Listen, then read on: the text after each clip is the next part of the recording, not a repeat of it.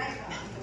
We have started with magnetostatics, and we all know which leads to magnetic field.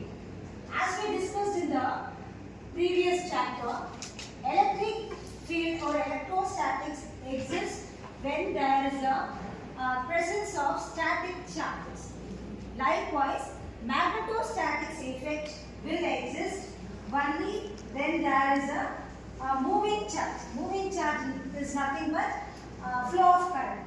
Whenever there is a flow of current at a constant speed, we can experience the magnetic field. Like magnetic field, electric field also has certain parameters, and we discuss those parameters today.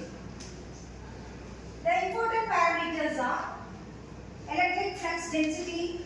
What we discussed in the previous session was D, which is equal to epsilon E, and epsilon is related with, what is an epsilon? Permittivity in free space or permittivity of any dielectric medium. That is epsilon. Epsilon is a product of epsilon naught and epsilon naught.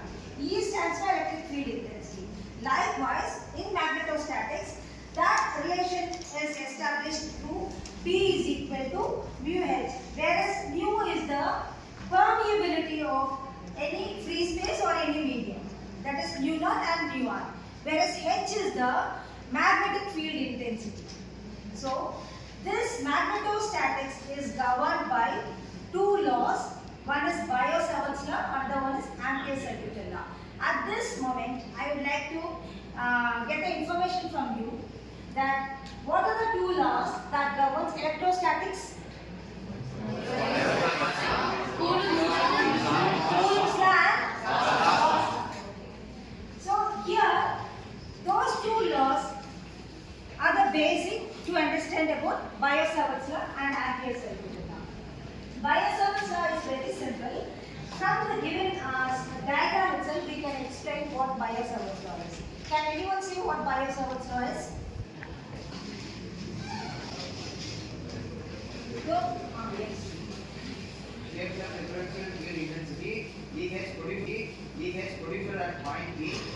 By the differential current element ideal is proportional to the product ideal and the line of the angle theta between the element and the line line P to the element, and is inversely proportional to the square of the distance r between P and the element. Yes, good. So that statement can be related with the mathematical expressions, dH, which is directly proportional to the product of the current flowing through the differential element. Differential element we can represent like dl. Current flowing through the differential element is IDL, and the angle formed between the current element and the point of interest is nothing but sin theta, and also inversely proportional to the square of the distance between the current element and the point of interest. That can be represented as dH directly proportional to IDL sin theta divided by r square, and that proportionally constant can be replaced with the alphabet k, and which is nothing but it is 1 by 4 pi. It is a proportionality constant.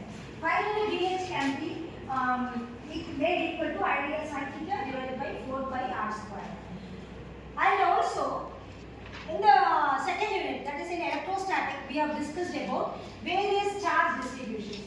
Can you see what are the charge distributions we have discussed in that lesson? Point charge, line charge, surface charge, volume charge.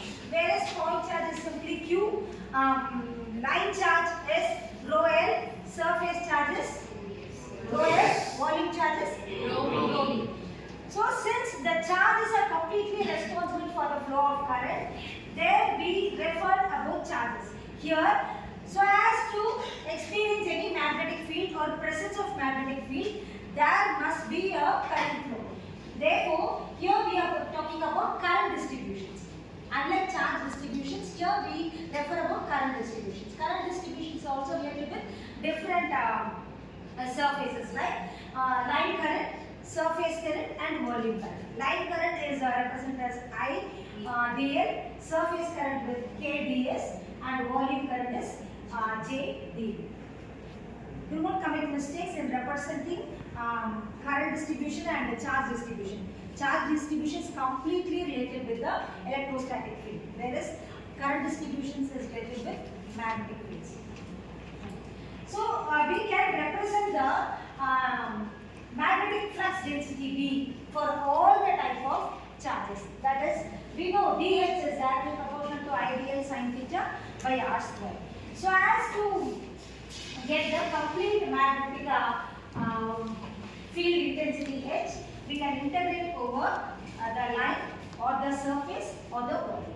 So these are the three different magnetic field intensity expressions for different surfaces.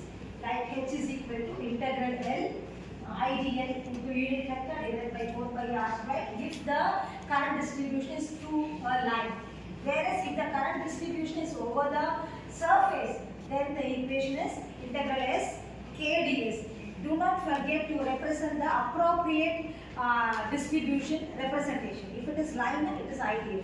If it is surface, means kds into unit vector divided by 4 pi r square. Similarly, if the current distribution is for a volume, for a particular volume, then you have to represent as JdV. And if it is volume, means the integral also should be volume integral JdV into the unit vector divided by 4 pi r square. These are the main three equations to be remembered while solving the derivation for different current carrying elements, right? Hope you understood this session. If you have any doubts, please let me know. Thank you.